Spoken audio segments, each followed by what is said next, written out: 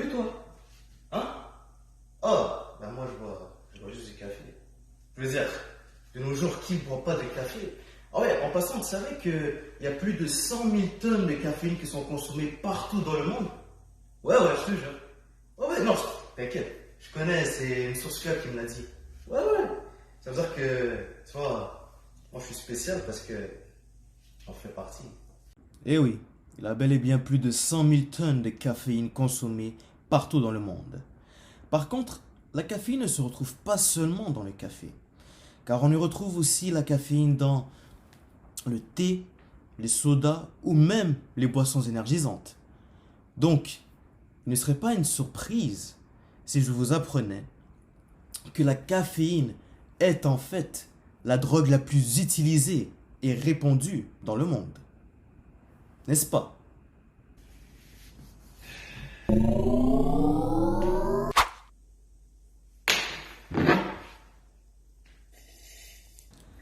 En général, la principale raison pour laquelle les gens prennent du café est d'être plus éveillés et être plus énergétiques. Tout comme vous le feriez pour assister aussitôt à un cours de français le matin.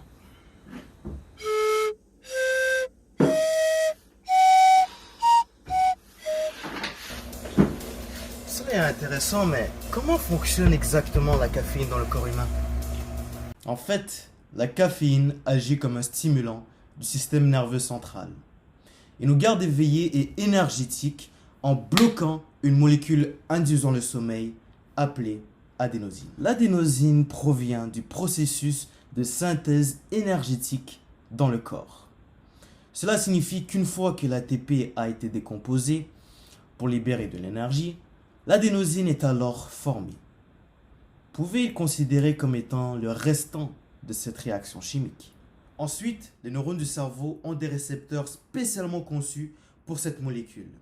Et une fois que l'adénosine se fixe dans l'un de ces récepteurs, elle fait agir les neurones plus lentement.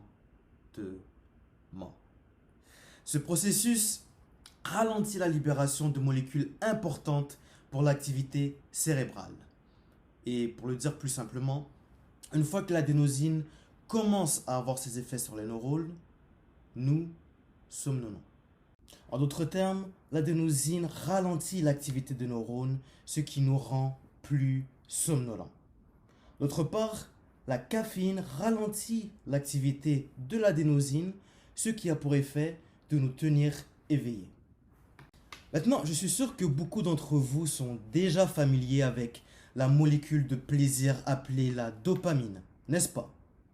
Eh bien, savez-vous que la caféine peut également augmenter nos niveaux de dopamine? Eh oui, cela signifie que le plus de caféine nous consommons, le plus de plaisir nous aurons.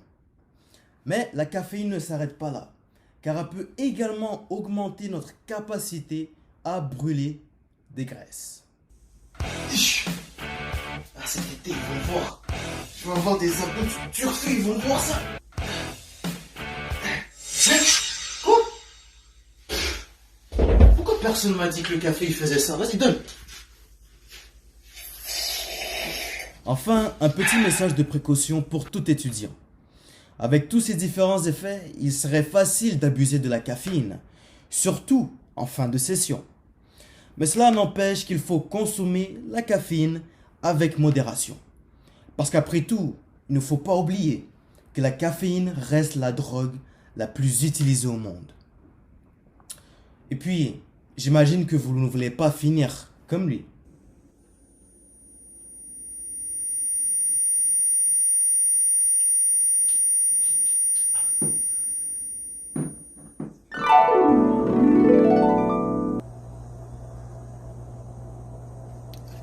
Sur ce, santé.